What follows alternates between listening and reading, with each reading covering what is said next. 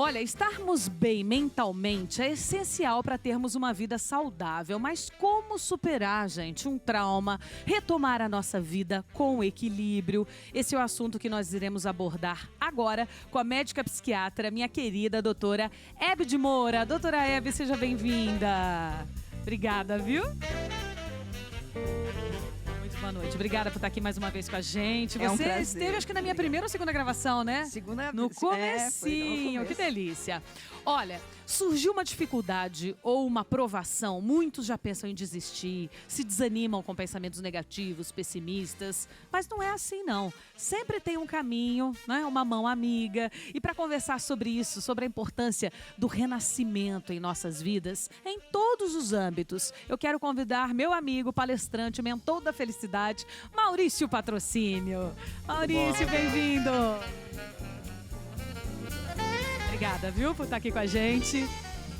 Médicos salvam vidas, mas são como outro humano que também pode atravessar momentos difíceis. A nossa convidada passou por um sério problema de saúde enquanto enfrentava a doença, sim, atendia seus pacientes no consultório. E para contar sobre tudo isso, sobre a história de vida dela, que é linda, eu quero convidar a médica radiologista, a doutora Valéria Carboni. Minha amiga, bem-vinda!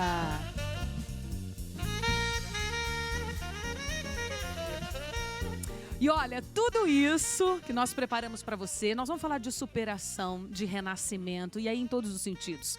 Você supera uma dor, uma doença, um desafio, você supera uma falta de dinheiro, você pode superar uma separação, um luto, né? Você pode se encher de poder e viver tudo o que você quiser na sua vida com bastante equilíbrio. E os três convidados vão compartilhar um pouco dessa sabedoria com você.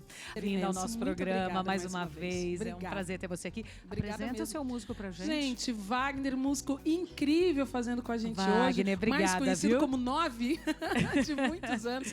Um reencontro muito feliz. Que legal, que legal. Obrigada. Obrigada, viu? Adorei que você tá aqui com a gente. Hoje nós vamos falar de desafios, superação. Doutora Hebe, muito obrigada, viu, querida? É sempre um prazer estar aqui com você. É muito difícil superar. Por que tem gente que parece que... Tem gente que termina um relacionamento, na semana seguinte já tá com outro, já saiu, já foi bagunçar, já superou, já viajou, virou a página. A pessoa vira a página. Tem gente que fica remoendo anos. É verdade. Né? E isso eu tô falando de um relacionamento, talvez, né? É uma coisa mais simples. Mas isso a gente atribui também a coisas mais sérias, como uma doença e qualquer tipo de perda. É. Eu conheço pessoas que você encontra no supermercado. Nossa, quanto tempo não te vejo. E como é que tá sua mãe, que eu gostava tanto?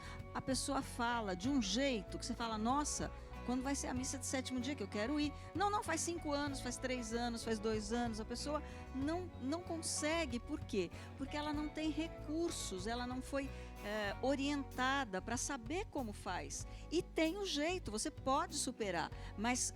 Para superar, o primeiro passo é aceitar, né? É lidar com aquilo, é lidar com aquela realidade e entender que é preciso a chuva para florir, né? Não tenha dúvida, não tenha dúvida. Maurício, tudo bem, meu querido? Tudo bem, querida, que bom estar aqui com a doutora também, de novo. Prazer. Ô Maurício, a gente estava falando, antes de iniciar aqui o programa, estava falando com o nosso produtor, que a gente não supera só, quando a gente fala em superação, em renascimento, a gente não supera e renasce só de uma separação, um câncer, uma dor, uma doença e tal. Muitas vezes é de um problema financeiro, né? Você fala, meu Deus, cheguei ao fundo do poço, eu conheci o fundo do poço. Tem muitos momentos, né? Às vezes é de uma luta, você com você mesmo, de algumas coisas que estão na tua cabeça. Então, existem muitas formas de renascer, né? Sem dúvida. Na verdade, essa coisa do nascimento, do renascimento, eu fico buscando a essência das coisas, o entendimento, para que a gente possa viver melhor. E a verdade é que só existe morte porque existe vida, ponto. Então qualquer coisa que morre é porque viveu, né? Inclusive nós. A própria música, né? A gente está aqui por um tempo e a gente é apegado às coisas, né, Amanda? A gente é apegado a absolutamente tudo. Uma das frases, eu estava falando com a doutora agora, que conheci ali nos bastidores e a gente estava falando isso. Uma frase que me marcou muito. A gente tem medo de morrer, mas a gente devia ter medo de não viver. A gente às vezes não quer que algo acabe, mas tá bom, poderia não ter começado. né? Um relacionamento, por mais que seja doloroso o término de um relacionamento, mas a dor é o preço que se paga por ter amado. Então, em vez de eu ficar apegado àquela dor de ter terminado, por que eu não sou grato a tudo que existiu? Uma experiência profissional, ainda que mal sucedida, ainda que fracassada, ela foi uma experiência e que vai servir de base, de músculo para uma próxima experiência. E você falou do fundo do poço, para terminar, o fundo do poço, se você olhar para baixo, você tem trevas. Se você olhar para cima, você tem luz. Então depende do foco que você dá, né? Ô Maurício, será que essa falta de aceitação, doutora, que você também comentou, tem a ver um pouco com arrependimento? Por exemplo, vamos falar de um relacionamento, tá? E aí, seja profissional, pessoal, você leva pra tua vida no que melhor se encaixar, no que fizer sentido pra você. Eu não aceitei o fim de um relacionamento porque eu acho que eu poderia ter sido mais, ou que eu não deveria ter errado naquilo, que eu deveria ter feito diferente. Então isso traz um arrependimento, quase que uma autopunição. Sim. E aí também eu acho que isso dificulta a virada de chave, é ou não é? Sim, porque a pessoa que não se perdoa, ela não consegue também seguir em frente, né? Porque são vários passos que você tem que dar. O primeiro é você aceitar o que aconteceu e tentar entender de alguma forma como aquilo se encaixa no seu contexto. Eu sempre digo que não é uma coisa que faça sentido para mim perguntar por que isso aconteceu, mas sim para que isso aconteceu. Para eu aprender o quê? Para me levar para onde? Para me transformar no quê? E aí, quando eu entendo isso, eu começo a perdoar a mim mesma, aquela pessoa que me decepcionou e talvez a situação como um todo, né? Na verdade, totalmente alinhado, eu amo esse entendimento do pra quê, né? Porque não há nada, nem ninguém que não traga um aprendizado pra gente o tempo todo. Eu acredito muito que a gente tá aqui, a gente é um hífen, né? A gente está aqui entre a data da nossa chegada e a data da nossa partida. E tem um hífen ali que vai na nossa lápide. Seja qual for a crença, a gente é um hífen. Esse é o tempo que eu tenho para ser feliz. Eu acredito que a gente está aqui por 3 motivos. Para a gente ser melhor todos os dias, sendo melhor para melhorar o todo, e número 3, para ser feliz. Deus não teria criado toda essa abundância que tem aqui na Terra, com tantas sensações, com tantas belezas, com tantas maravilhas, se não fosse para ser feliz. Ele mostra pra gente. Agora, ser feliz é uma opção. Se eu me apego às coisas, e a gente está falando aqui agora de 2 dos 4 elementos que eu chamo do quarteto da infelicidade.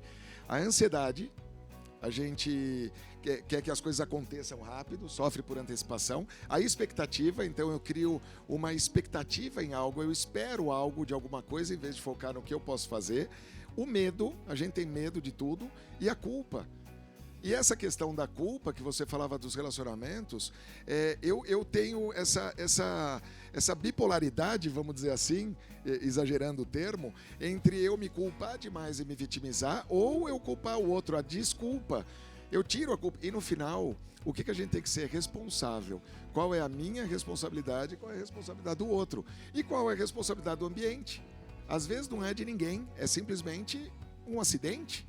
Né? Então, eu começar a perceber o meu valor, aquilo que me cabe, eu começo a perceber, bom, eu errei aqui, essa outra parte é da outra pessoa, mas o que eu posso ser melhor para não errar de novo? E tá tudo certo, bola para frente. Até porque tem muito para ser vivido. Sem dúvida, sem dúvida. Olha, gente, a doutora Valéria, a doutora Val, como a gente chama, ela cuida de mim há tanto tempo, né? Fez toda a minha gestação, é radiologista fetal e não só isso. E semana passada eu estive no consultório dela fazendo os meus exames de rotina, que você também tem que fazer. E a gente estava conversando e ela começou a contar um pouco das experiências dela. E por isso que, ao chamá-la, eu disse... A gente às vezes acha que o médico ele é um pouco de Deus, de luz, mas o médico, né? E aí quando um médico passa por uma situação difícil, todo mundo parece que fica ainda mais, existe uma comoção ainda maior. Mas eu, Val, quis muito que você viesse aqui hoje, porque eu acho que é importante a gente compartilhar com o nosso público um pouco do que você viveu. Porque a tua história ela é muito profunda e eu queria que você contasse um pouquinho pra gente. Em 2010, eu comecei a ter alguns sintomas inespecíficos e, na verdade, como médica, eu errei em não me ver como paciente, né? O meu diagnóstico do meu câncer veio só em 2011, porque eu simplesmente achava que era só cansaço do trabalho, olha só. E eu faço diagnóstico, eu sabia do diagnóstico, mas você vai... não, comigo não, imagina, né? Em 2011 veio o diagnóstico, eu tive um linfoma, e nessa época, então, meu linfoma já era muito avançado. Então, cervical, torácico, abdominal e ósseo. Então, é aquela coisa, o médico também é paciente, né? O médico tem família, tem filhos, né? Tem empregos, então, e tem medo também, sofre também, né? O meu tumor era, como eu disse, era bem avançado. Em um dado momento do meu tratamento, eu tive uma infecção muito extensa no cérebro, no pulmão, no fígado e no Essa infecção coração. foi a herpes zoster lá que Foi você a estava me herpes dizendo. zoster. E eu tive que parar o tratamento. Então e essa fui pra infecção UTI. veio, você já estava fazendo tratamento do câncer. Ela veio pelo tratamento, né? Assim, pela queda Baixa de de imunidade durante o tratamento, porque eu por opção eu não parei de trabalhar. Porque já que eu estava doente, já que eu ia morrer, porque era assim que eu via, mas não de uma forma como vítima, não. Eu achava que eu tinha que morrer fazendo o que eu gostava. E eu gosto muito de fazer o que eu faço. Eu gosto demais, né? Então eu tinha que continuar. Eu queria sempre fazer a quimioterapia na sexta-feira, para poder na segunda-feira estar no consultório. E eu sou muito aberta com os meus pacientes, você bem sabe. Eu ia careca, sem sobrancelha. Olha, dá licença que eu vou vomitar um pouquinho e não sei o quê, e voltava. Então, foi muito importante também, eu acho, para desmistificar o câncer também, porque eu dou diagnóstico de tumores no meu consultório. Então, também foi uma forma de... Escuta, eu também estou. E está tudo bem. Eu estou tratando, está difícil, é doloroso, mas estou aqui. E a Val, gente, nesse meio de tempo, assim, ela tinha um sonho muito grande de ser mãe, tinha, né, perdido teve algumas gestações interrompidas. Isso.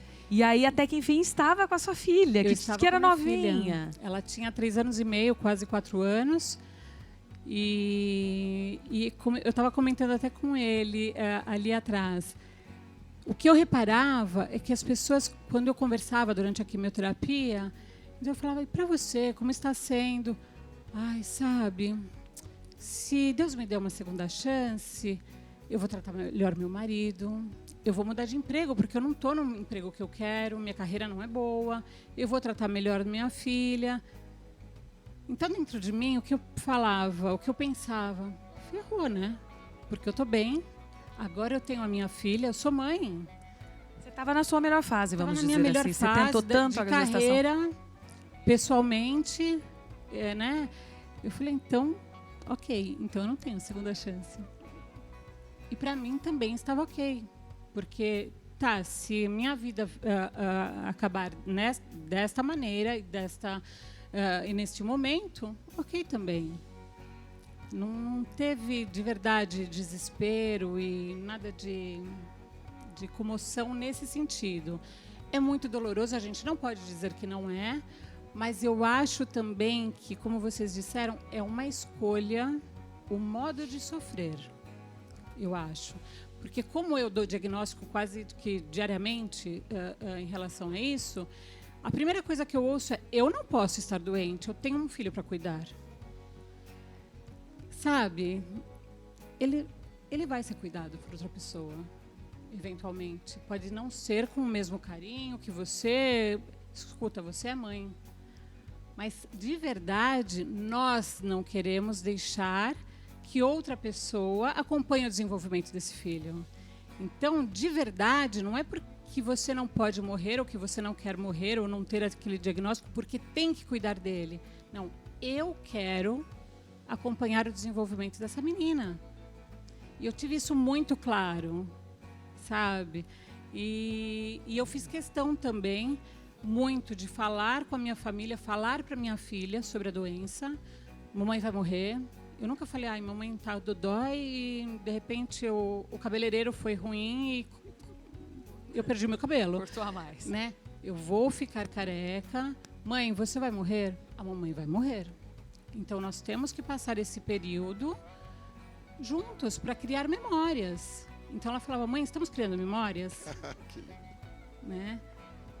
Valentina hoje tem 15 anos, mas ela amadureceu muito, né? Ela amadureceu muito em relação a isso. E quando caiu meu cabelo, filha, e agora? Mãe, vamos comprar peruca.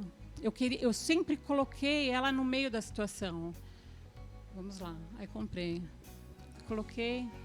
Mãe, você está horrorosa. Então tá, filha. Como você gostaria que a mamãe estivesse? Porque realmente, não é só... O cabelo não me incomodou em nada, na verdade. Mas você fica sem sobrancelha, eu tenho uma sobrancelha grossa, você fica sem expressão. Mãe, vamos tentar lenço. Então vamos tentar lenço. Ai, ficou péssimo. Aí ela, me dá 3 dias. Ela tinha 4 anos. Tá bom, filha, eu te dou quanto você precisar, inclusive não muito, porque, né? Aí ela veio e disse, mãe, sobre aquele assunto, eu acho que eu decidi. O que foi, filha? Eu acho que você tem um rosto bom, você banca careca, só se maqueia. Com 4 anos. Com 4 anos. Então, assim, eu acho que isso da gente achar que a criança não vai entender, é claro que depende do perfil da criança. A gente tem que conhecer nossos filhos e as possibilidades, né, deles. Mas eu acho que o recado que eu quis dar para minha filha é que não importa se é bom ou se é ruim, eu vou falar. Nós vamos expor as situações boas e ruins. Então, o recado também é que o que ela precisasse falar para nós, ela ia ter liberdade. E eu acho que assim é uma coisa que realmente nós erramos em muitas situações e muitas decisões em relação aos filhos. Mas essa foi uma decisão acertada para ela. Eu não digo para todo mundo fazer isso. Tem criança ou tem adolescente que não está preparado para isso. Mas eu acho que os pais têm que conhecer seus filhos, né? Ô Val, o dia que a gente estava conversando, você me disse assim, Amanda, eu preparei a minha morte, eu fiz uma despedida. Sim, eu despedi dos meus amigos, eu chamava cada um no hospital, porque eu achava honesto falar... Eu perdi tantos amigos, eu perdi meu pai com 13 anos, e eu não me despedi, né? Porque, por uma série de razões, ele estava no hospital e não se falava sobre isso. Então, eu decidi que na minha casa a gente não podia deixar de falar de morte. Eu queria que eles sabessem se eles tinham medo da minha morte e falar sobre isso. Eu queria que eles soubessem que para mim estava ok também. Eu só falava, pelo amor de Deus, vocês me coloquem em sutiã. Era o meu problema, eu falava. Mas decidi minha roupa. Você disse que deixou a roupa escolhida. Olha que doida que ela é. Mas eu concordo. Eu acho que essa questão de falar sobre a morte é um tabu. Né? Sim. A gente tem medo de falar E é dela. tão honesto. E é a única certeza que nós certeza. temos. Mas existe um medo. E tá certo. Eu acho que era tão honesto chegar para um amigo e falar, puxa, foi tão bom ter vivido esses anos com você. Eu me senti muito feliz. Assim, muito feliz, muito... aquilo me trouxe um equilíbrio e uma honestidade com as pessoas... também que eu não queria, eu nem conversava, né? Então, não perder tempo. Você acaba... O não acaba sendo mais fácil. Claro que de uma forma... Claro, você não vai cometer sincericídios, óbvio. Você não precisa machucar ninguém. Você vai filtrando, né? Mais o que é ou importante. menos, mas sim. Você tem um pouco de liberdade em relação a isso. Escuta, eu não tenho mais tempo a perder. Né? Então, eu acho que nesse sentido foi muito, muito interessante. Eu acho muito honesto. Eu precisava dessa honestidade, eu acho, com as pessoas, sabe? E também dizer que estava tudo bem em morrer. Estava tudo bem. Eu tinha uma vida boa, né?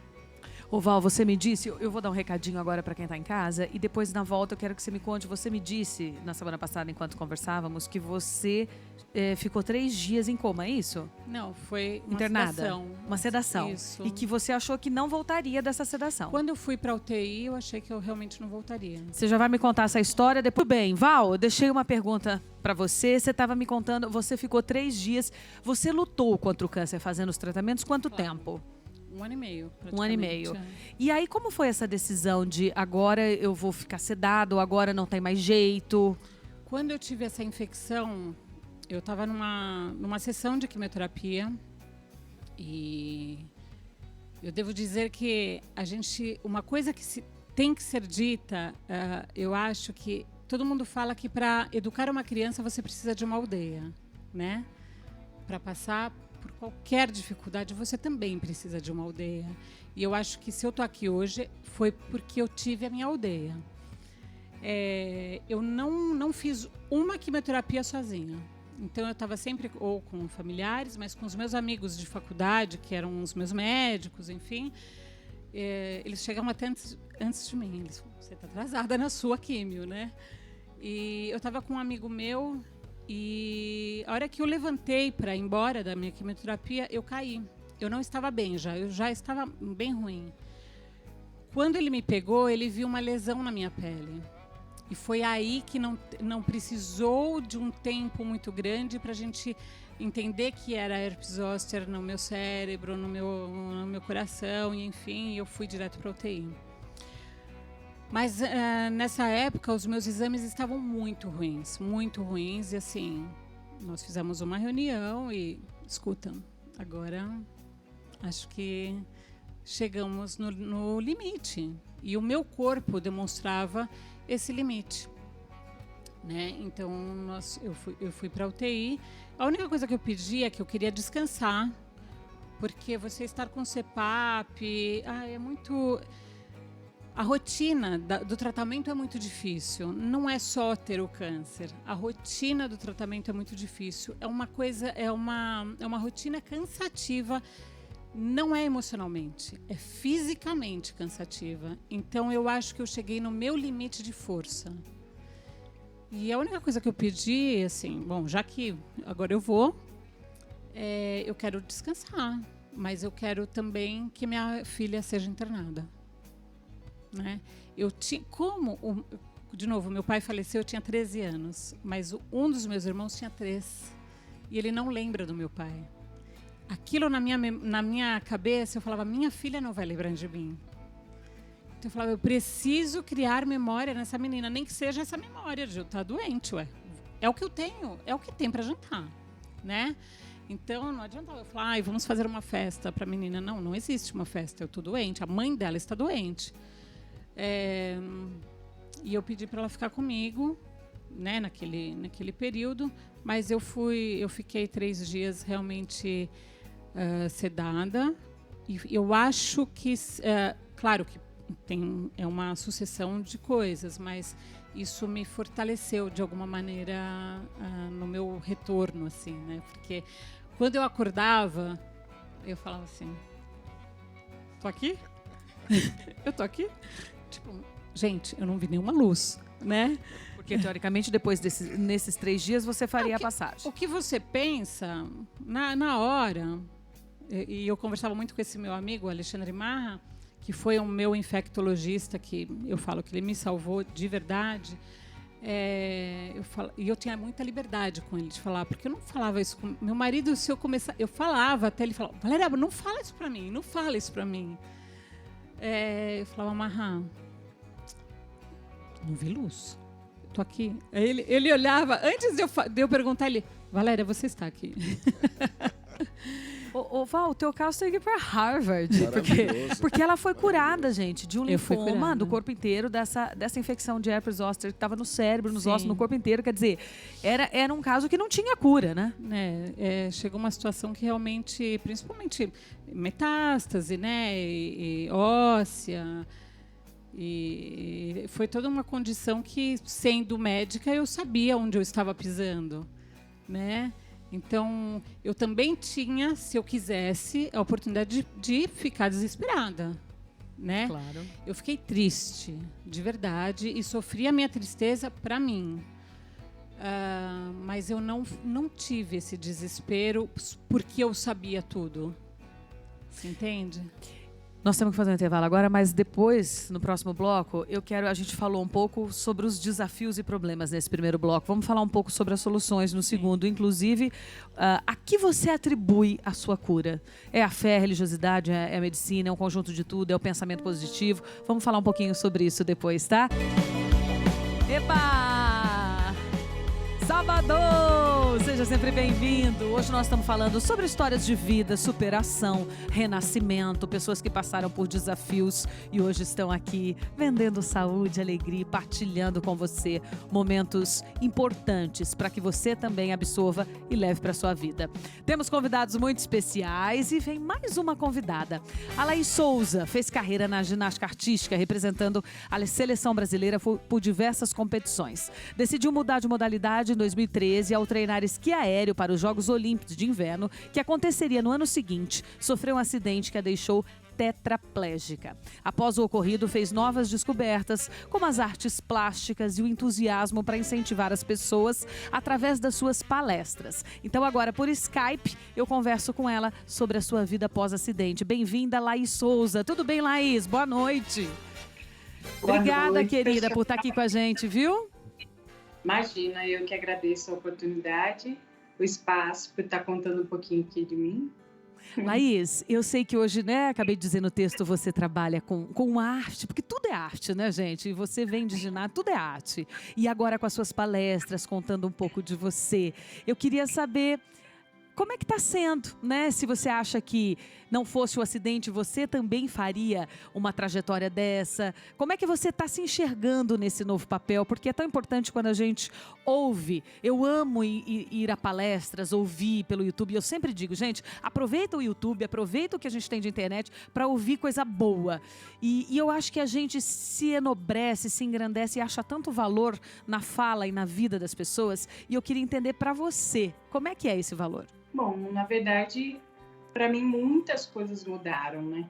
Eu sempre falo que eu fui de 100 por hora para 0 por hora, basicamente. E com essa mudança toda, eu tive que me adaptar. Eu tive que entender um novo corpo sem movimento e, ao mesmo tempo, buscar mais prazer para minha vida, buscar coisas que eu amasse.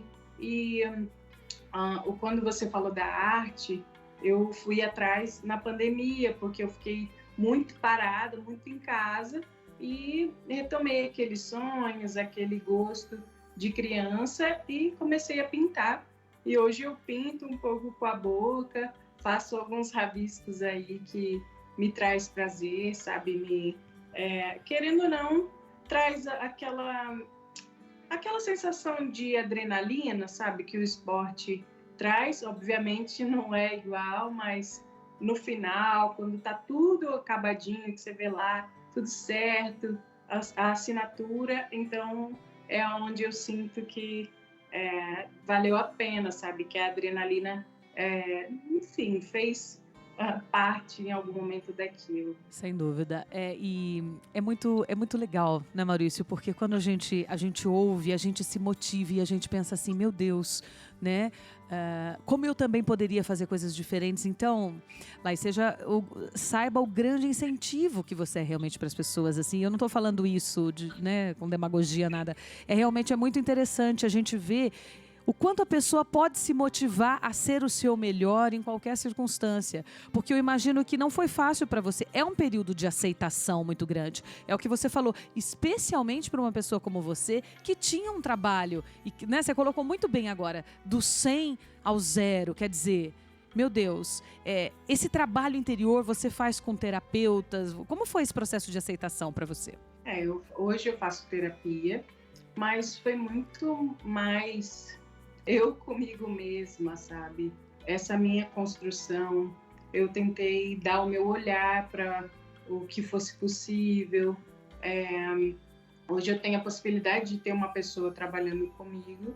Então, quando eu pego essa pessoa e olho e falo, cara, vamos trabalhar junto, você quer ser cuidador? Primeiro pergunto se a pessoa ama aquilo, sabe? Se ela gosta de fazer aquilo, se ela gosta de cuidar de vidas, né? Que normalmente a gente tem essa dificuldade para cuidar um do outro.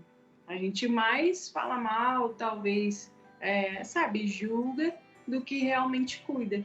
E esses profissionais, eles são, tipo, para mim, eles acho que é uma das profissões mais difíceis, assim.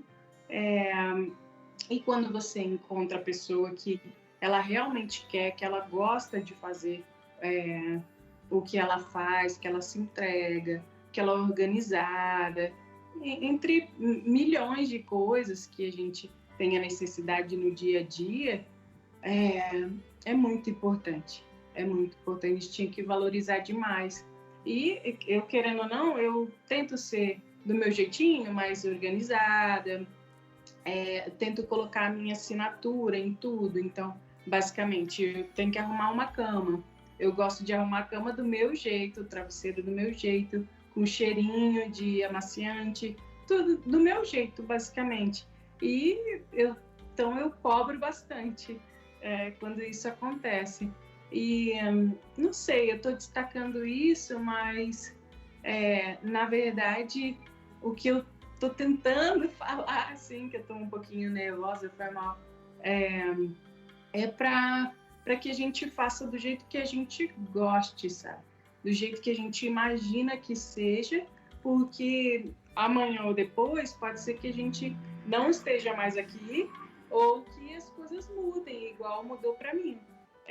Eu não sou doida, né, de falar que as coisas mudaram para melhor na minha vida, mas hoje eu me sinto uma mulher mais completa, mais organizada, com talvez mais respeito perante ao outro, mas não qualquer outro, sabe?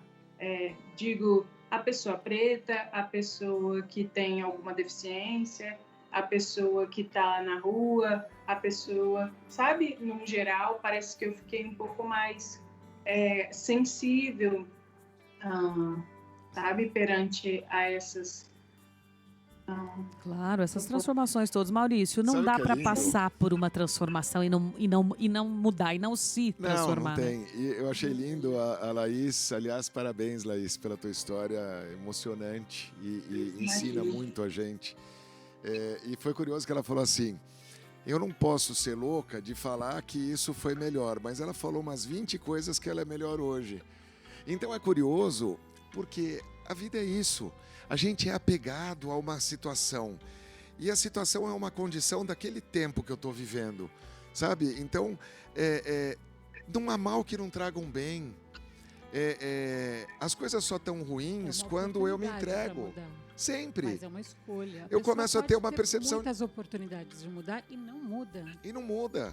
E às vezes com um probleminha pequeno a gente sofre. Então, na verdade, as coisas só estão ruins, de fato, quando eu me entrego. Porque, tirando isso, Amanda, tudo eu posso me adaptar. Bom, você conhece o Marcos Rossi, já esteve contigo. Um grande amigo meu, ele nasceu sem os braços e as pernas. Então, vamos dizer, essa condição que a Laís hoje tem, o meu irmão também, meu irmão teve esclerose múltipla e também perdeu todos os movimentos e levou a vida com uma leveza, com uma alegria.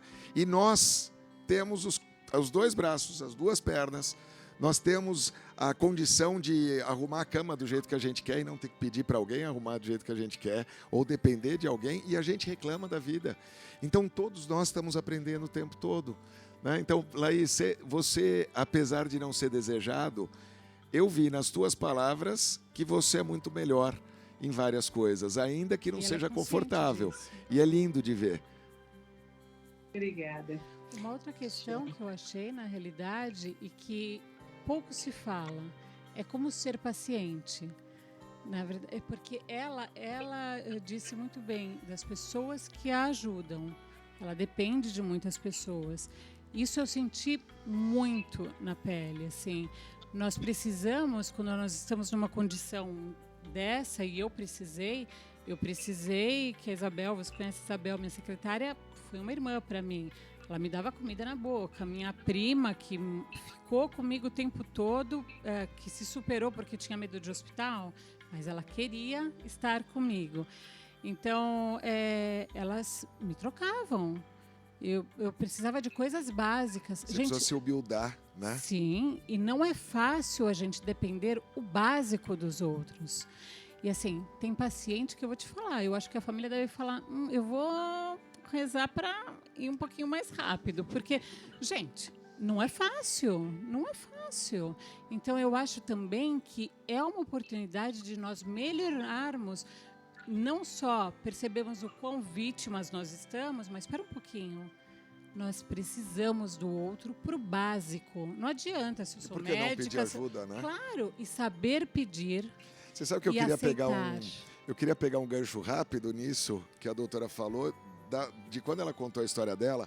O maior estudo que se tem sobre felicidade, que se tem conhecimento, é um estudo em Harvard, que demorou 75 anos. E a conclusão que ele chegou é que pessoas mais felizes têm melhores relacionamentos. Não um relacionamento amoroso, porque a gente acha que relacionamento é amoroso. Não, tem amigos, tem convivência. E muitas vezes a gente esquece de agradecer, a gente esquece de alimentar, a gente esquece de dizer o quanto você aprecia a pessoa, né? O quanto que você ama a pessoa.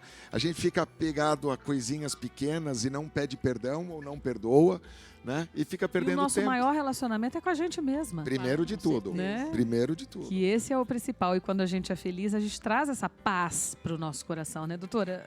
E eu acho assim, esse ano eu resolvi que eu ia falar sobre autoestima, porque eu acho que é uma coisa que as pessoas precisam muito. E eu estou encantada com a história da Laís, parabéns, porque ela não se identificou com os movimentos que ela perdeu. Ela se identificou com o ser que ela é. E é por isso que eu acho que é tão bonita a história, que ela se supera como um atleta. A profissão do atleta é se superar o tempo todo. E ela conseguiu se superar nessa questão de não apenas ser um corpo. Ela é um ser humano que tem um corpo, e não um corpo que um ser humano, né, possui. Eu achei muito bonita a história. E eu acho interessante, a gente fez um podcast, agora a gente está fazendo um podcast que chama Vem que dá certo. Porque as pessoas começam a fazer, dá tudo errado, elas não sabem o que fazer, começam a pedir conselho de amigo, conselho da manicure, nada contra a manicure, eu gosto muito, mas não é necessariamente a profissão dela dar conselho, né?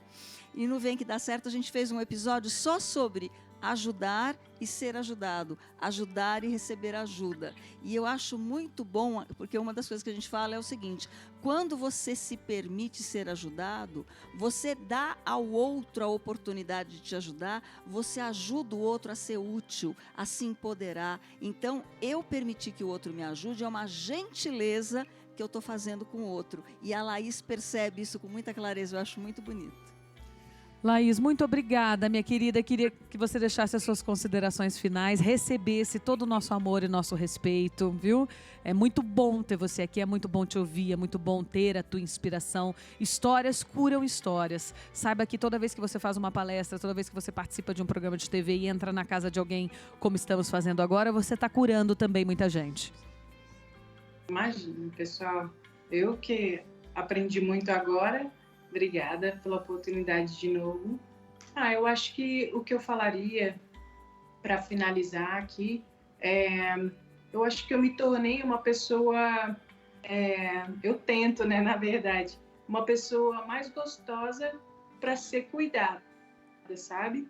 Mesmo que às vezes tem TPM, tem problema, tem isso, tem aquilo, às vezes você baixar um pouquinho a bola, que é o mais difícil para mim também, ter paciência, acaba sendo uma coisa super pesada para encarar.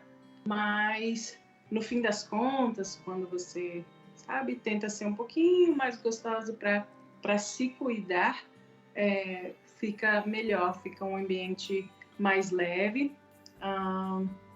E é isso, acho que a gente se aceitando, mas, e você perguntou de aceitação, eu acabei não respondendo naquela hora. Se você me permitir, eu vou responder agora. Eu acho que tem dias que eu me aceito e tem dias que eu não me aceito, obviamente. Assim como a gente se sente mais bonito, às vezes não tá tão legal o cabelo e tal. Comigo acontece dessa mesma forma. Às vezes eu acordo que eu quero, sabe? Eu quero alcançar, quero trabalhar, quero treinar, quero fazer, mas tem dias que simplesmente acontece de eu ficar ali, de eu chorar, de eu entender que aquela certa depressão que eu tô no dia, que eu também posso aproveitar ela para me refazer depois de algumas horas, que no caso eu vou parar de chorar e vou voltar a me aceitar. Então eu uso esse momento também como combustível para me levantar. Você é muito linda. E tá tudo bem, né, gente? Os altos e baixos que todos nós temos, com limitações, sem limitações. Nós somos assim e tá tudo bem. E a gente tem que se respeitar. Né? Acho que a coisa de maior valor que a gente pode trazer para os nossos dias é o respeito ao que a gente sente. Tá bem, não tá tudo bem. Nada como um dia após o outro, né? É o que você falou. Querida, toda a minha gratidão a você, que Deus te proteja, te ilumine, viu? Que você tenha sempre esse sorriso estampado no seu rosto, independente das circunstâncias, independente dos dias chuvosos, porque o sol sempre aparece. Um beijo para você, viu? Contatos da Laís aí na tela para você. Beijo, querida. Muito obrigada. @Lalica Souza, tá aí na tela para vocês. Bem, uau, que história, hein, doutora? Da Laís, Não agora há é? pouco que nós ouvimos aí pelo Skype. Aliás, Laís, um beijo, viu? E assim como o Schumacher, né, a gente estava comentando, que também teve o seu acidente num esqui.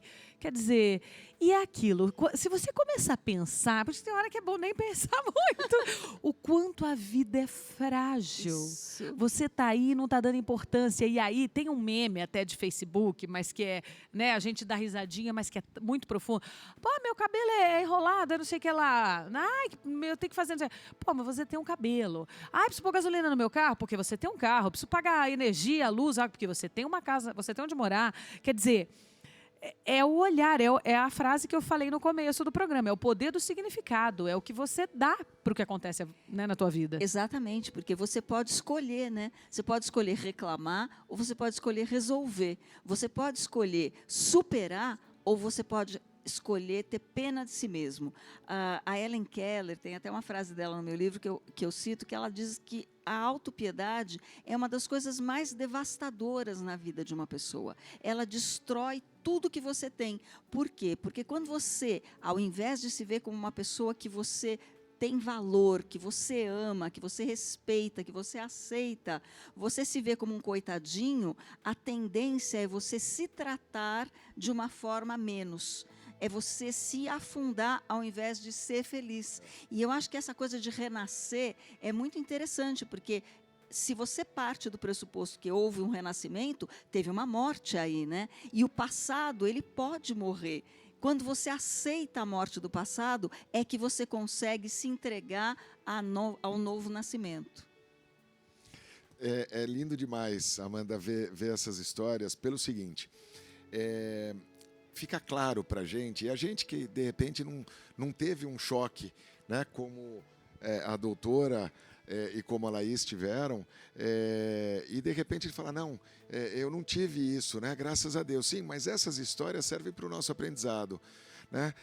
Felicidade. Mas a gente precisa chegar nesse limite? Não precisa. E eu acho que essa é a oportunidade para cada um de nós que estamos aqui debatendo e para quem está assistindo. Né? Não existe nada que não sirva tanto o nosso sofrimento como o sofrimento do outro como aprendizado. Eu digo que felicidade, a melhor definição de felicidade, buscando em 20 anos, né, o entendimento dessa maior busca, é quando a nossa alma transborda o nosso corpo. Ou seja, eu sou uma essência. Né? E a gente falou de amor próprio, a doutora de autoestima, e é muito isso, eu me amar, eu ter consciência do meu valor, eu ter consciência das minhas qualidades, independente de algo ou alguém, né? E até mesmo do meu próprio corpo. Ou seja, eu sou uma consciência, eu sou filho de Deus, né? E Deus é perfeito, Ele ama a mim, então eu não vou amar a mim mesmo. Né? Eu vou contra o próprio Criador e não vou amar a criação dele. E aí, quando eu me amo, eu me valorizo, eu sei a minha força. E sabendo a minha força, eu também sei a minha fragilidade. E aqui foi falado muito sobre se humildar. Se humildar é ser humano. E ser humano é o quê? É saber a minha força e saber onde eu preciso de ajuda. Às vezes eu não quero pedir ajuda porque eu não quero incomodar, porque eu não quero ser frágil.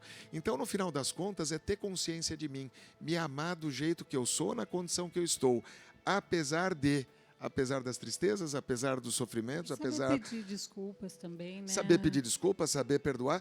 E aí vem a questão dos relacionamentos. Você falou da tua filha, do amor, né? E toma um gancho de novo com a Amanda. A resposta está toda aqui circulando. A gente tem que fazer uma série desse programa. O assunto é longo. Porque eu quero muito ser amado, eu quero muito amar alguém, mas eu não dou para o outro aquilo que eu não tenho. Então, primeiro eu preciso me amar.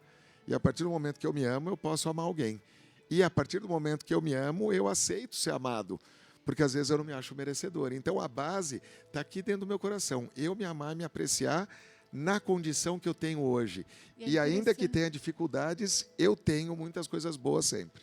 E eu converso muito com os pacientes sobre isso e eles falam assim, muita gente fala assim, eu tento fazer isso. Porque eu falo, gente, é um exercício. Sem dúvida. É uma conquista. É um mau hábito você só reclamar. E isso contagia, do mesmo jeito que o bom humor contagia. Mas é um exercício. Comece o exercício hoje e eu falo para eles, anote. E aí amanhã você vai precisar anotar de novo. Depois de 21 vezes, você não vai precisar anotar mais, porque aquilo vira um hábito. Então, essa coisa de você ver o lado bom também das coisas e de se ver e de se perdoar, é um exercício, é como um músculo. Se você não exercitar, você perde essa habilidade. E assumir, né? Nós vamos agora ouvir um pouquinho mais da Cecília. Ela estava dizendo para mim no primeiro intervalo que ela hoje faz terapia, hoje não, né? Há 8 anos. Se cuida, trabalha um pouquinho a ansiedade e que você guardou muito as coisas a vida toda que foram te acontecendo. E isso desencadeou um problema físico. Foi, desencadeou alopécia. E foi um processo, porque eu venho de uma cultura de aguentar, de segurar a onda. E, infelizmente, a sociedade, ela mais do que nunca pede das mulheres, e pede das mulheres pretas, aguentar e engolir. Culturalmente falando, vamos pensar, a história me disse que você, como mulher preta, você tem que aguentar calada. Então, eu fui deixando. Aí, infelizmente, veio a pandemia, que me ensinou muita coisa, porém, infelizmente, desencadeou tudo que já estava. A caixa d'água já estava cheia. Veio a pandemia, ela virou toda. Né? Hoje eu falo isso com tranquilidade, porque eu decidi que tem bagagens que eu não quero carregar. Mas não é fácil esse processo de não estou aguentando. E no dia que eu percebi que eu não queria cantar, foi o dia que eu falei, eu preciso de ajuda. Porque é o que você mais ama na vida. É o que eu mais amo fazer. Então, eu falei, eu não quero cantar. Eu lembro que eu comentei com os meninos da banda. Eu falei, eu estava rezando para hoje cair um raio, acabar com o gerador, não ter luz. Falar, para eu não ter que cantar. Então, eu falei, gente, eu cheguei num ponto que é o fundo do poço. Aí, a minha escolha foi olhar para cima e falar, tem luz ali. Eu só preciso de ajuda, entendimento e não me sentir... não ter vergonha de dizer, não dá. Não estou conseguindo sozinha, não estou aguentando. Preciso de ajuda, preciso me reerguer. Não é um processo fácil, é como a doutora disse, são todos os dias. Todos os dias eu digo, essa bagagem aqui ruim eu não quero. No dia que eu não estou bem, eu aprendi também a me abraçar, falar, hoje não dá. Hoje eu preciso ficar quieta, eu preciso me recolher. Vou cantar, mas vou me segurar um pouco. E todos os dias, é um processo. Tem dias que a gente fala, não quero mais fazer isso, quero desistir, mas vale a pena, porque você vai realmente se redescobrindo, você vai renascendo, você vai entendendo que por que eu me calei. Porque o corpo, ele fala. E, infelizmente, veio alopecia, meu cabelo caiu todo, uso prótese e tudo, porque tem vários buracos. Segurar no que é bom, tem que tratar, tem que falar, tem que pedir ajuda se precisar, tem que pedir perdão, tem que se afastar se for pela sua saúde mental.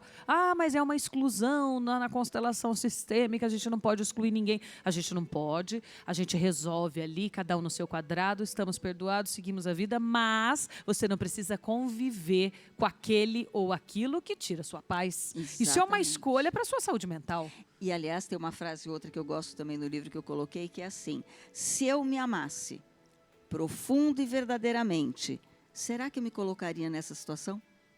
Essa pergunta eu acho que é maravilhosa, porque a pessoa começa a tomar consciência de si e do que ela sente.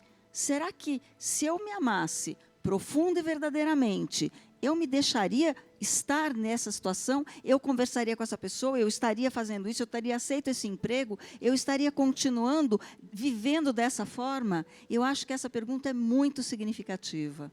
Tá certíssima. Nós vamos fazer um intervalo, é claro que eu te espero na volta para que você possa aprender muito com essa turma aqui, para que possa sempre sair melhor do que chegou.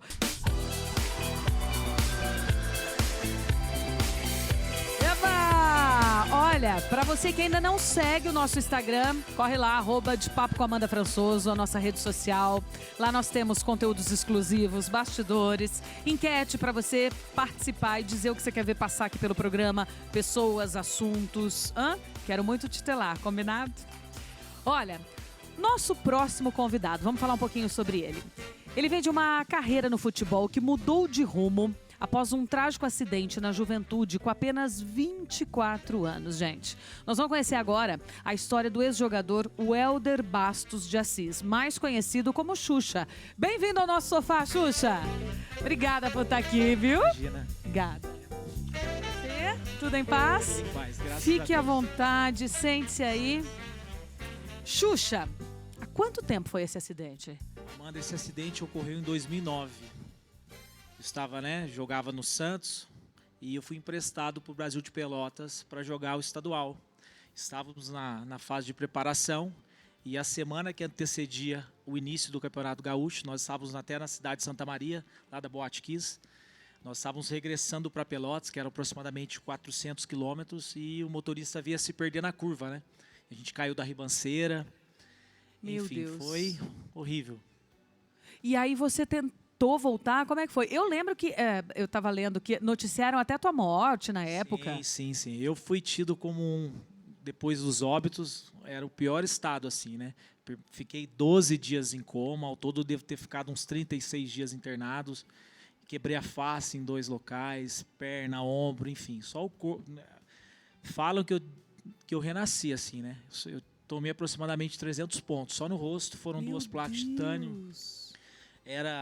Corri o risco sério de ter perdido a vista. Enfim, esse acidente me possibilitou, né, de ter dado continuidade na carreira e me reinventei, né, com apenas 24 anos de idade.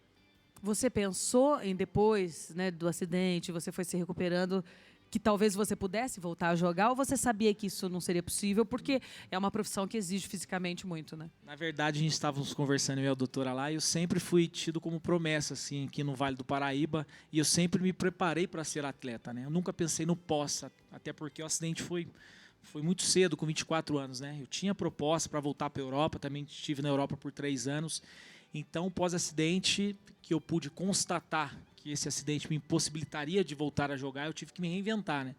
Eu tive também acompanhamento de doutores, porque fiquei em choque, extremamente choque. Ainda carrego dores, passados 13 anos do acidente, ainda carrego dores assim pelo corpo. E me considero ainda frustrado, doutores, porque, como eu falei, eu me preparei para ser atleta, né? E esse acidente me impossibilitou de ter dado continuidade na carreira. Mas o que ficou de ser? Porque a gente, assim, te vendo, você, né, tá super perfeito fisicamente, enfim, fala muito bem. O que é que realmente o futebol exige uma condição que a gente sabe qual é, ser atleta, né?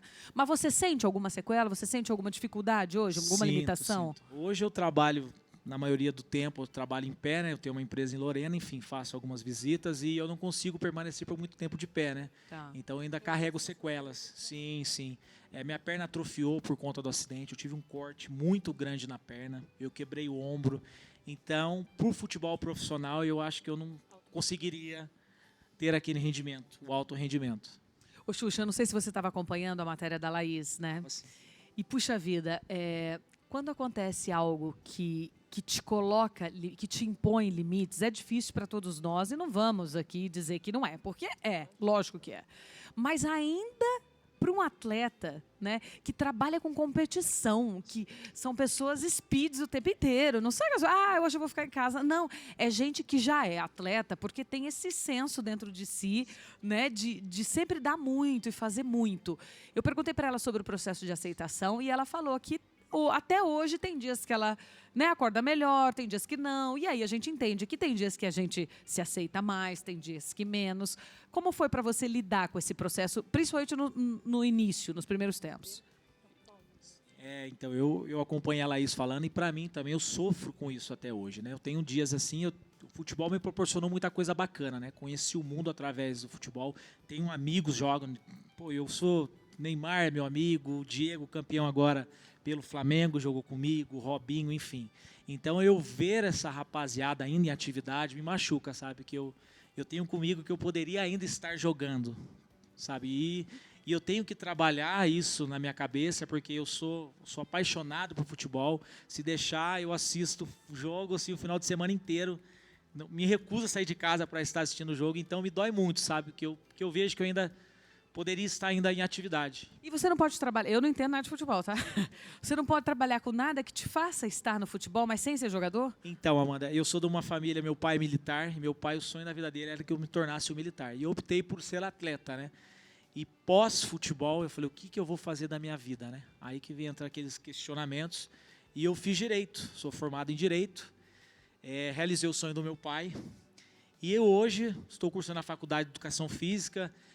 Esporadicamente eu vou em alguns colégios em Lorena, aqui em Guaratinguetá, falar com as crianças, para passar um pouco da minha experiência enquanto atleta.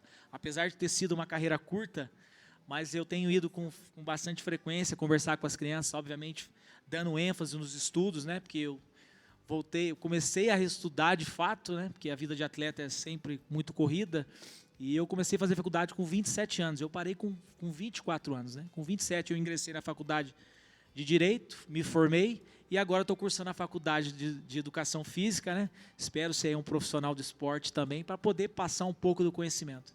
A gente fica muito feliz que você esteja realizando o sonho do seu pai, mas quando você vai realizar o seu? Então, Amanda, na verdade, eu estou me encontrando na Educação Física, viu? Na verdade, já era uma faculdade que eu deveria ter ingressado lá atrás, mas eu estou me encontrando, confesso a você que estou encantado com essa nova profissão. Não quero trabalhar em academia, quero dar aula para a criançada, assim.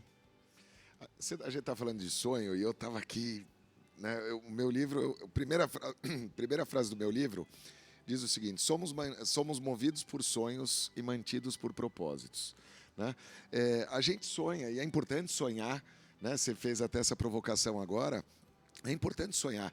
Às vezes a gente fica tempos da vida sem sonhar, porque eu me frustrei em algum sonho, porque eu não realizei, ou porque eu acho que eu não sou merecedor. Enfim, é sempre muito importante sonhar. O que eu vejo da história dele é que ele realizou o sonho dele. Ele jogou na Europa, então aquele era um sonho. Só que a vida é feita de muitos sonhos. A vida é feita de vários sonhos. E quando eu realizo um sonho, depois de um tempo eu me acostumo com aquilo. Aí o que é espaço para sonhar mais? Só que dentro disso existe sempre uma questão que é o propósito. Né? É curioso, porque Deus parece que faz assim. Eu tive uma situação de que eu fali, né? Eu quebrei financeiramente, eu era empresário, eu virei empresário e quebrei. E eu tinha medo de perder tudo. E quando eu perdi tudo, Deus falou comigo assim: você perdeu tudo, né? Agora eu vou te mostrar que isso não é tudo. Então, essa é a questão, né? É assim, ó, você realizou teu sonho, né? Tá, agora eu vou te mostrar que tem algo mais. A história da Laís é a mesma coisa, eu vejo a mesma coisa. Você teve sucesso, ela teve sucesso, ela realizou, agora eu vou te mostrar algo mais. E a doutora falou isso, no momento de dificuldade dela, ela queria estar no consultório, ela queria estar atendendo. Por quê? Porque é o propósito dela. Então, a importância da gente ter um propósito na vida, tenho certeza que a doutora, todos os dias que vai lá e grava um podcast, escreve...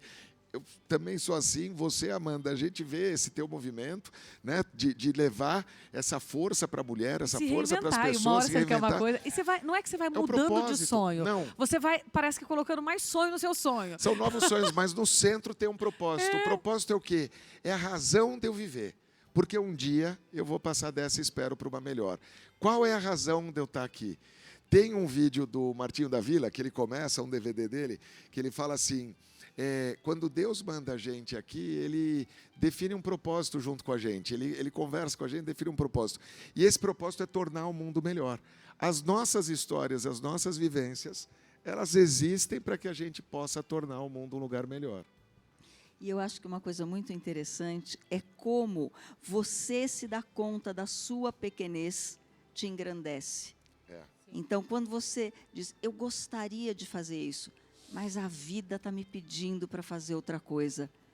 Eu gostaria de ser alta, loira, de olhos azuis, mas a vida me trouxe desse jeito por um propósito, para eu ter uma carreira que fizesse sentido dentro do que eu posso. Então, eu acho lindo, porque, de novo, quando você se dá conta da tua pequenez, isso te engrandece. Você entende que Deus tem um poder de determinar o seu caminho e Ele sempre traz o melhor.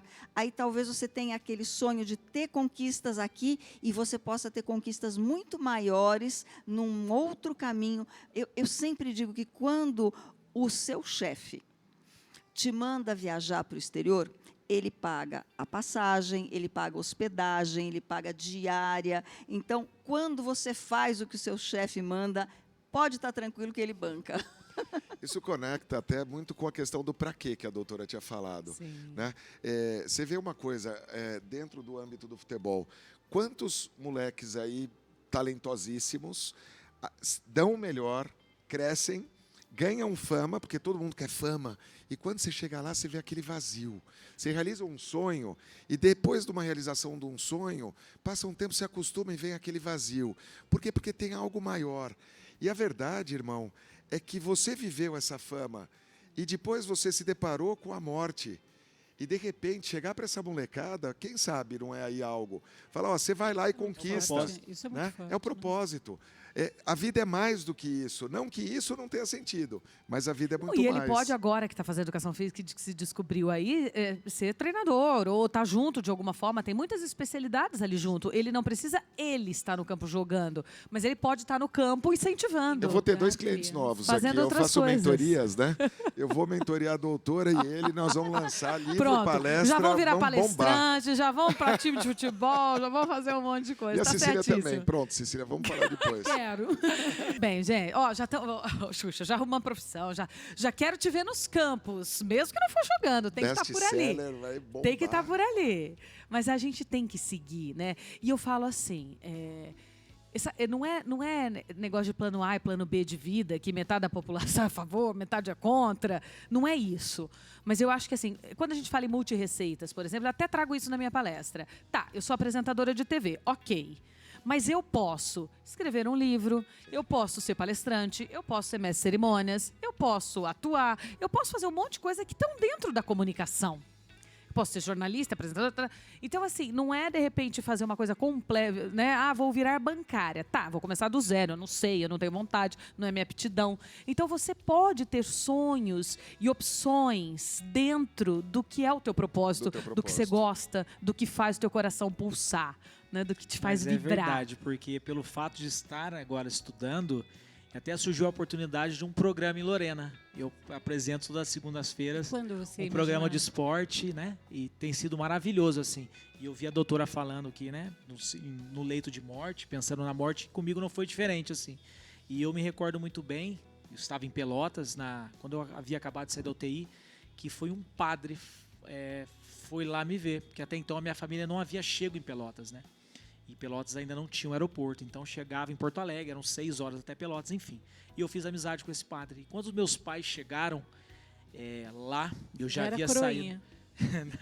E quando meus pais chegaram lá, e o padre, eu já estava, né, cada vez melhor, melhorando e tal, ele falou assim: Xuxa, o negócio é o seguinte, você chegou aqui morto, que eu estou aqui todos os dias.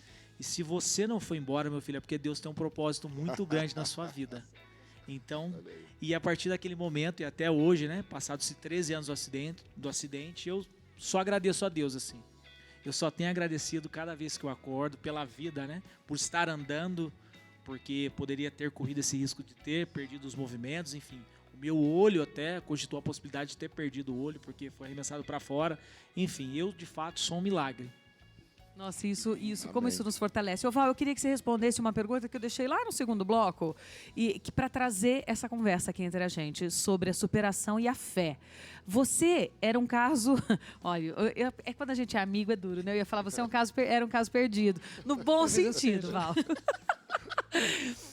Brincadeiras à parte, gente, nós temos essa intimidade. Mas a tua doença era incurável, né? Você é médica e você estava rodeada pelos melhores médicos de São Paulo e sabia que seria muito difícil sair daquela situação. O que você acha que foi? A tua cura veio de onde? O que você acha que aconteceu ali? Eu acho que a gente não pode falar nunca, na verdade, de onde veio, mas eu sou cristã, né? E eu acredito muito que Deus tem um propósito na nossa vida. Mas eu acho também que a gente tem que ter paz e discernimento para aceitar o que for de propósito para você. Então, eu lembro que brigavam comigo que você não pede para ser curada nas suas orações. Não, eu não peço. Eu não pedia, né? Porque eu falava... O que eu aprendi desde pequena é a oração do Pai Nosso, né? Seja feita a sua vontade, assim na terra como no céu. Quem sou eu para pedir, não, me cure? Eu tenho que ter paz e entendimento para o que Ele decidir para mim. Porque existe a libertação do espírito e existe a libertação material.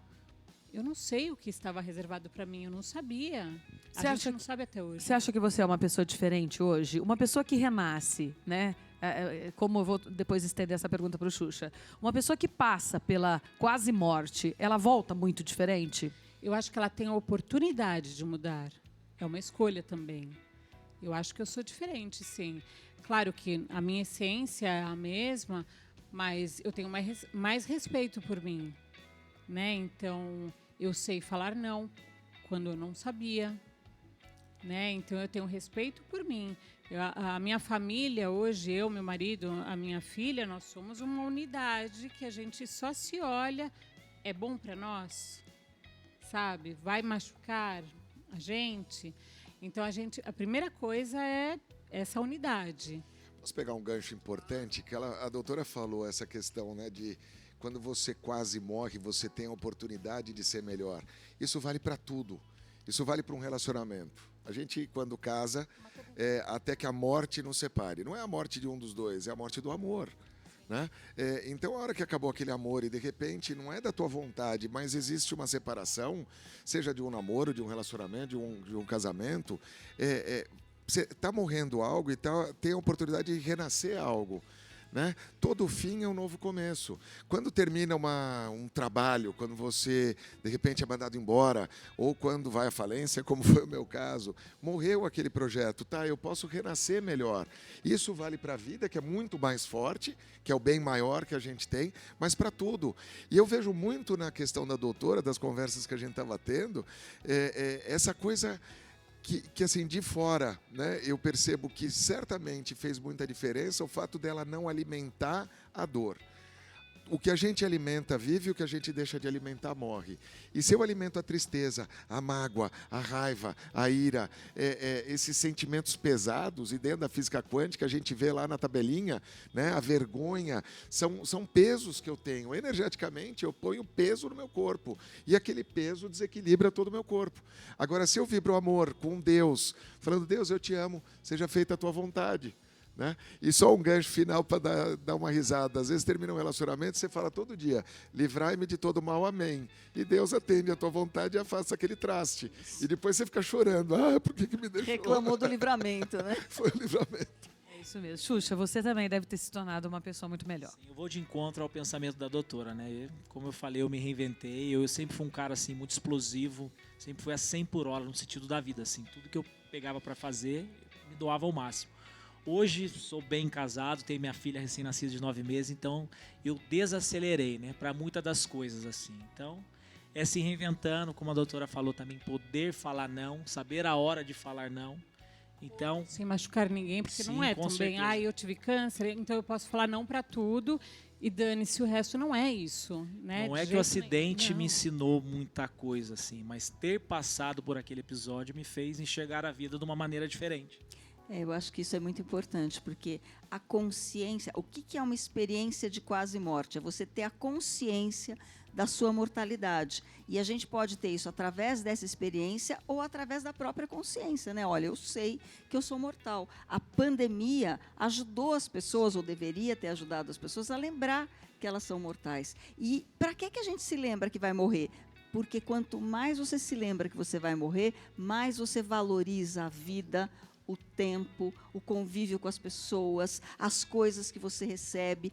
E uma das coisas que é mais sabido, que ajuda na felicidade, que previne a ansiedade e depressão, é a gratidão. Existe um estudo que mostra que pessoas gratas são menos suscetíveis à ansiedade e depressão. Então, quando você agradece pelo que você tem, não pelo que você gostaria de ter, não pelo que você quer, mas assim, quando você agradece pelo que você tem verdadeiramente. E o maior valor nosso é a vida, não há dúvida, né? Então, quando você agradece pela vida e você sabe que você pode perdê-la, você valoriza, você degusta aquilo com muito mais intensidade. Tenha dúvida. Eba! Estamos de volta! De Papo com a Amanda, @ de Papo com a Amanda Françoso é o nosso Instagram, siga aí, viu? Olha, um programa muito lindo, eu quero agradecer a você que está aí do outro lado. Obrigada pelo carinho da sua companhia, da sua audiência, por compartilhar, por avisar as outras pessoas, por ter essa fidelidade de todo sábado à noite estar aqui conosco. Você é muito especial pra gente, tenha certeza disso. Olha, o nosso convidado também é um cara diferente, gente, especial demais. Ele enxerga a profundidade da vida no sertão baiano, além das lentes da sua máquina fotográfica. Para bater papo com a gente agora por Skype e falar do seu projeto Sertão Forte, histórias por trás das lindas imagens, eu quero convidar o fotógrafo Noilton Pereira. Noilton, boa noite! Tudo bem, Noilton? Seja bem-vindo aqui ao nosso programa, viu? De que lugar você fala agora, neste exato momento? Oi, Amanda, muito obrigado. Boa noite para você, para os seus convidados. Eu sou de Rui Barbosa, interior da Bahia, aqui especificamente na Chapada Diamantina. Como é que foi a sua inspiração para criar o Sertão Forte? Explica pra gente. Pois é, são 10 anos de luta e tentando, né? Não é uma tarefa fácil, manter o equilíbrio social. Nossa região é uma região muito carente e o meu foco é ajudar as pessoas construindo casas e ajudando também alimentos. As cestas básicas, elas são a base, né, do nosso projeto, já está há quase 10 anos na ativa. E a gente começou com esse propósito, entregando cestas básicas, e hoje já são mais de 50 casas construídas para as famílias carentes aqui do sertão baiano. Eu sei que você tem inúmeras histórias de gente que você ajudou, de gente que você acolheu, né? Gente que chegou até você e contou a tua história. Eu queria que você compartilhasse, se vier à tua cabeça, pelo menos um desses casos com a gente. Alguém que te marcou, que foi especial demais ter contribuído, ter acolhido. Então, uma foto minha, ela é uma foto carro-chefe. São garotos imitando uma moto. E essa foto circulou o mundo inteiro, né? E com o dinheiro da foto, né, da fotografia e com a repercussão da foto, eu construí a casa para a família dos garotos. E até hoje eu dou suporte no alimento, na escola, na educação, graças a essa foto, né? Coisa linda, né? É tão bom, através do nosso trabalho, do nosso propósito, poder ajudar tantas pessoas. E a gente ajuda emocionalmente, a gente ajuda realmente. Eu brinco assim, eu falo, é ajuda real, né? Quando você chega com uma cesta básica, quando você, através do teu trabalho, recolhe alimentos. Às vezes, festinha de aniversário que a gente vai, eu acho tão bonito, a mãe fala, não precisa trazer presente não, que meu filho tem brinquedo. Traga alimentos que eu vou doar para uma instituição. Eu falo, gente, que coisa, né? De pouquinho em pouquinho a gente vai fazendo pelo outro. E é essa a nossa missão na vida, né? Tem uma história linda que é um senhor, um rapaz que está correndo na praia e tem um monte de estrela do mar assim, e o sol e a maré tinha recuado e o sol vindo, e ele começou a pegar uma estrela por estrela e foi jogando no mar. Aí veio aqueles céticos, né? Falaram assim, o que você está fazendo? Eu estou salvando as estrelas do mar porque o sol vai vir e vai queimar e vai matar. Falou, mas você acha que você vai fazer a diferença? Ele pegou uma estrela, jogou e falou, para essa eu fiz. Né? Então, são histórias assim. E uma pessoa que você faz a diferença para milhares depois. Né? É isso, né, Noilton? É isso que você faz. Sim, eu consegui a oportunidade de aparecer nos programas de televisão. Isso também impulsionou bastante, melhorou a visibilidade. Fui reconhecido pelo Sebastião Salgado como um fotógrafo diferenciado. E olha que Sebastião Salgado é uma autoridade no assunto, e até então eu era só um fotógrafo. Então, aí eu passei, né, a acreditar mais nesse potencial social que Deus me deu, de salvar vidas. Atravessamos a pandemia salvando vidas e, graças a Deus, a gente está aqui hoje sendo um exemplo, um modelo de projeto social para essas pessoas que me seguem. Já são mais de 135 mil seguidores e hoje eu influenciei muita gente. Inclusive, recebi elogio de Mia Couto, que é uma pessoa maravilhosa. Você receber elogio dessas pessoas, para mim, é Que maravilhoso. você possa hoje, então, estender pelo Brasil todo através do nosso programa, mas o teu contato está aí na tela, no Hilton Pereira Oficial, é o Instagram dele, chama aí no direct se você puder participar também, colaborar. Noilton, muito obrigada, viu? Deus abençoe o teu trabalho, a tua missão. Obrigada por estar aqui conosco e parabéns por tudo que você faz, por todas as almas aí que você ajuda sempre. Muito obrigado, Amanda. Parabéns pelo programa. Eu sou fã. Parabéns aos seus convidados, ao seu público e às pessoas que se interessarem em adquirir uma foto para fazer um quadro ou simplesmente para ajudar o projeto. Podem entrar em contato aí pelo Instagram e nós vamos encaminhar pelo e-mail e vocês vão estar ajudando muita gente. Muito obrigado. Obrigada a você, meu querido. Boa noite, viu? E é isso, né, gente? Quando a gente fala de... Maurício falou bastante de propósito aqui hoje. Quando a gente fala de fazer o nosso melhor, né, de fazer o que a gente ama, Cecília disse também, puxa vida, eu percebi que eu não estava bem quando eu não quis fazer o que eu mais amava fazer. Então, e quando a gente pode ajudar o outro com o nosso trabalho, ela está ajudando a gente hoje com essa voz linda. Vocês, o Wagner também com a sua música, cada um de vocês com a sua história e compartilhando tanta sabedoria. Então é muito lindo isso, né? E você vê que bonito, né?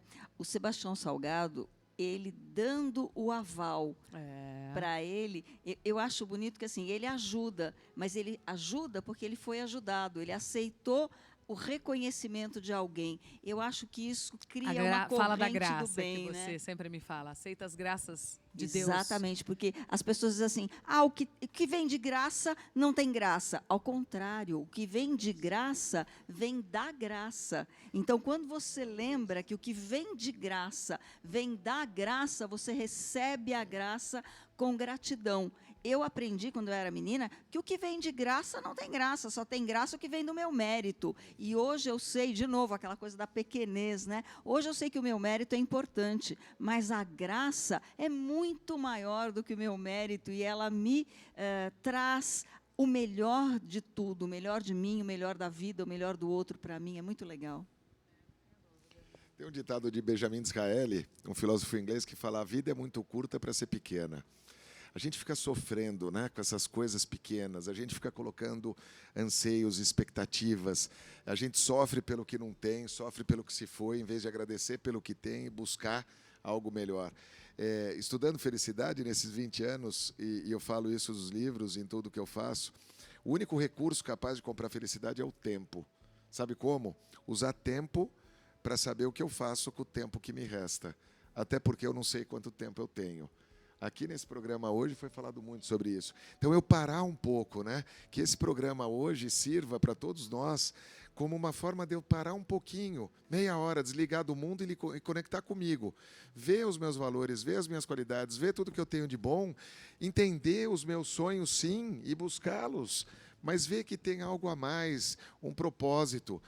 A música agora que foi cantada no final do último bloco, Girassol, que fala aquilo que eu estou aqui para ser melhor e com isso melhorar o todo.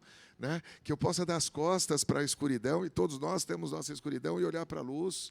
Né? Vamos embora, vamos viver bem, parar de reclamar, não negligenciar, sentir o que tem que ser sentido, mas não ficar alimentando aquilo. Bola para frente. Ouviu, Xuxa? Bola pra frente. Tem uma Hoje, frase, aulas. estamos citando frases aqui, tem uma outra que eu adoro, diz assim, não é bom ser infeliz, mas é importante já tê-lo sido. Porque é valor, valorizar, né? é o valor, né, que a gente... Napoleão Hill diz que a pobreza é a melhor escola que uma pessoa pode ter, contanto que você saia dela. Maravilhoso. Que programa maravilhoso, né? Tem sido para mim enriquecedor. Só estou aqui de espectador, tendo aulas, tendo a Cecília cantando essa voz maravilhosa e tendo vocês aqui está sendo enriquecedor para mim. Vou levar isso para a vida. E a tua né? história para nós, irmão. Esse é o ciclo, né? É o que a gente está falando. É verdade. Ó, eu quero aproveitar e deixar o contato do Xuxa aí para vocês, @w.xuxa. Vamos seguir, vamos bater papo. E tô gostando também de ser youtuber, desse negócio de... Ele eu tô copiando você, viu, Amanda? Sinceramente, tô adorando Tá me fazer story. stalkeando? Eu tô adorando aí. Que bom. Seja bem-vindo, viu? Volte mais vezes aqui no programa. Vamos trocar figurinha. Vamos botar você para palestrar, para fazer tudo. Obrigada por estar aqui, viu? Como é Obrigado. bom ser uma inspiração, hein, Amanda? Fala sério. Coisa boa. Doutora Hebe, deixa eu aproveitar falando de inspiração, mostrar o teu livro lindo aqui.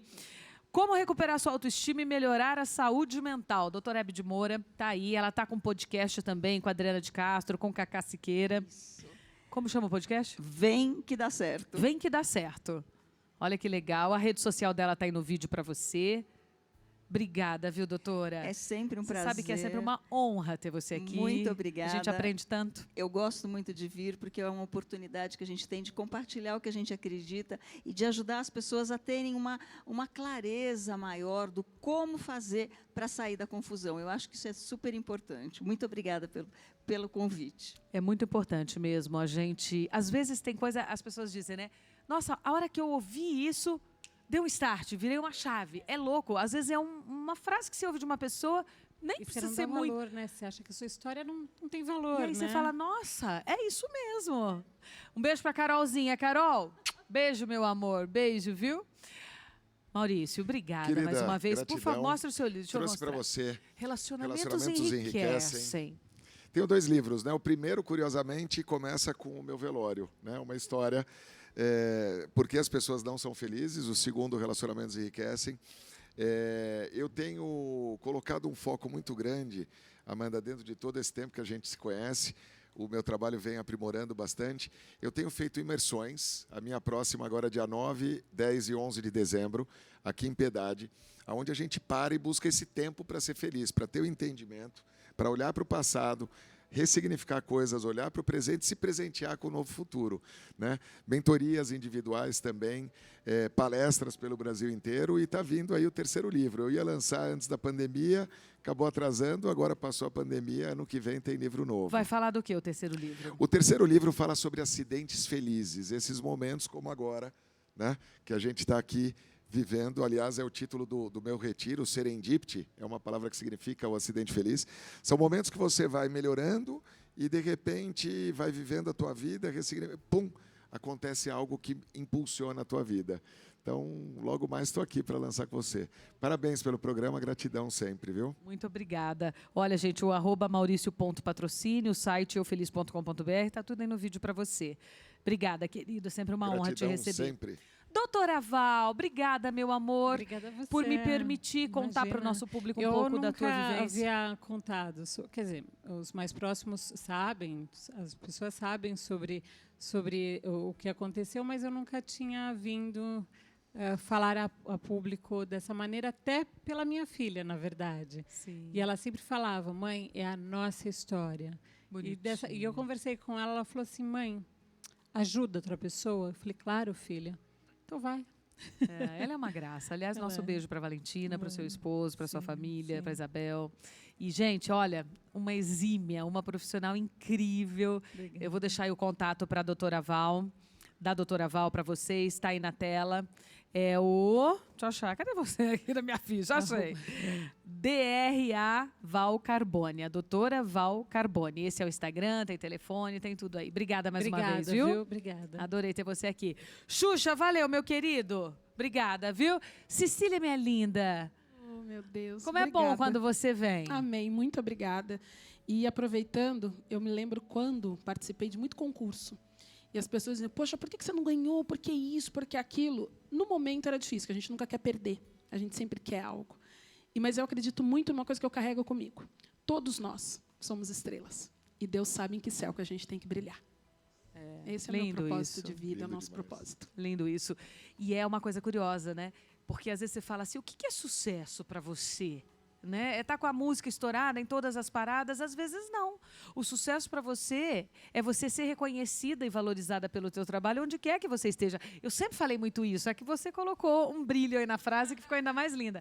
Mas a gente fazer o que gosta e dentro disso ser reconhecida, respeitada. Pronto, você é é cheia de sucesso quando faz o que certeza. gosta. Wagner, obrigada, viu? Muito obrigada. Obrigada a você de casa que ficou com a gente neste sábado à noite. Que você tenha um ótimo domingo, uma semana também abençoada. Que você possa estar conosco todo sábado, porque a gente aqui sempre fala de assuntos importantes para você, sabe? A gente fala de carinho, de amor, de consciência, de autoconhecimento. A gente traz alegria e a gente quer te ter sempre assim bem pertinho. Boa semana, um beijo, obrigada pela audiência, pelo carinho. E a gente encerra a nossa...